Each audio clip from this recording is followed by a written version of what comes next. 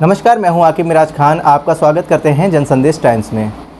जैसा कि आप जानते हैं, उत्तर प्रदेश विधानसभा चुनाव में कुछ ही महीने बाकी हैं और सारी विपक्षी पार्टियां हैं, सत्ताधारी पार्टियां हैं, वो रणनीतियों के तहत काम करती नज़र आ रही है और समाजवादी पार्टी भी इसी के तहत काम कर रही है। और समाजवादी पार्टी की राष्ट्रीय प्रवक्ता सुमैया राणा जी हमारे सामने मौजूद है। सबसे पहले आपका स्वागत है। Thank you. सबसे बड़ा सवाल ये उठता है कि उत्तर प्रदेश में समाजवादी पार्टी के पास जो मुस्लिम चेहरा था आजम खान, अस्वस्थ होने के कारण अब उनकी जगह कौन लेगा उत्तर प्रदेश में? देखिए, सवाल आपका बहुत सटीक है इस वक्त, और ये बात सही है कि ये शायद समाजवादी पार्टी का दुर्भाग्य हुआ है कि वो हमारे बीच नहीं है, लेकिन उनका दुआएं और उनके किए हुए काम ज़रूर हम जनता के बीच लेकर के जाएंगे।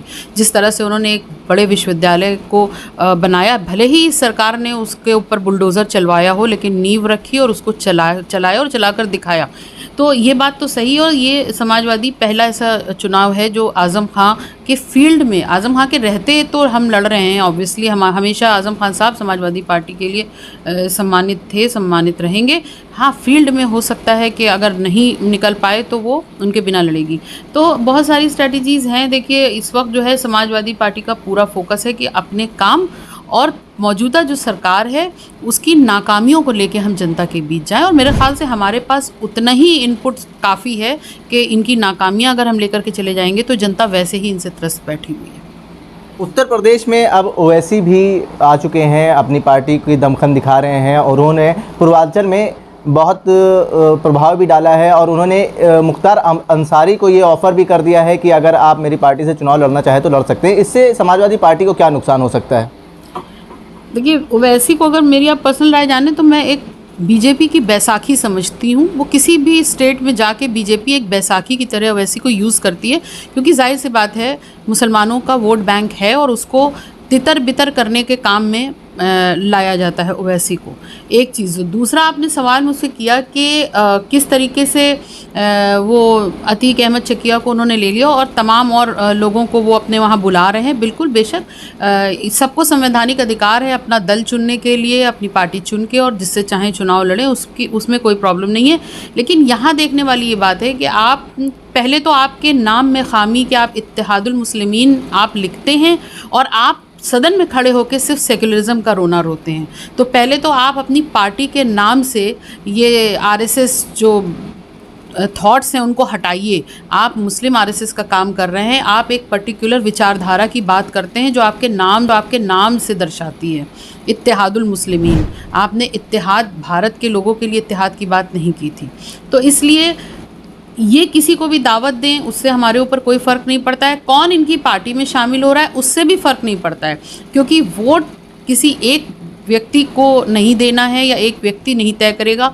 ये उत्तर प्रदेश की जनता तय करेगी कि किसको चुन करके लाना है। और ये जितने भी ढोल पीट लें, इन्होंने बहुत सारे ढोल पीटे थे बंगाल में, और सबको इन्होंने अपना हशर खुद देखा था। और बिहार में भी ये क्या कर पाए हैं, जिस जीत का ये जश्न मनाते हैं, वो उसमें कितनी सच्चाई है ये खुद अच्छी तरीके से जानते हैं। तो उत्तर प्रदेश में क्या प्रभाव रहेगा ओवैसी का? देखिए, ओवैसी का मतलब है डिस्ट्रक्शन। कंस्ट्रक्शन तो कुछ कर नहीं सकती ये पार्टी। हाँ, इतना ज़रूर है जो इनका 1-2% वोट है जो इन्होंने बना लिया है, ख़ासकर मुसलमान नौजवानों को बहका करके, उनके अंदर जोश जगा करके कि मुसलमान की बात करके, उतने लोगों को ये हो सकता है ये बहकाने में कामयाब हो जाएं। लेकिन मैं फिर यही कहती हूँ कि वोट एक हवा की रुख पे चलता है, आखिरी वक्त पे तय होता है वोटर किसको वोट कर रहा है।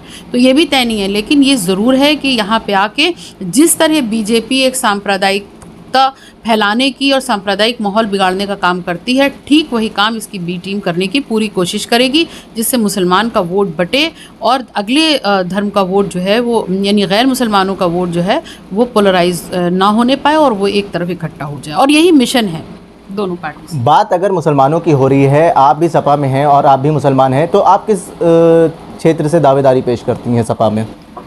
देखिए, कई जगह से लोगों की डिमांड है कि मैं चुनाव लड़ूं आकर के, लेकिन मैं यही कहना चाहूँगी आपके चैनल के माध्यम से कि एक सुमैया राणा के चुनाव लड़ने से और उनके जीतने से या विधायक बन जाने से कोई मसले का हल नहीं होने वाला है।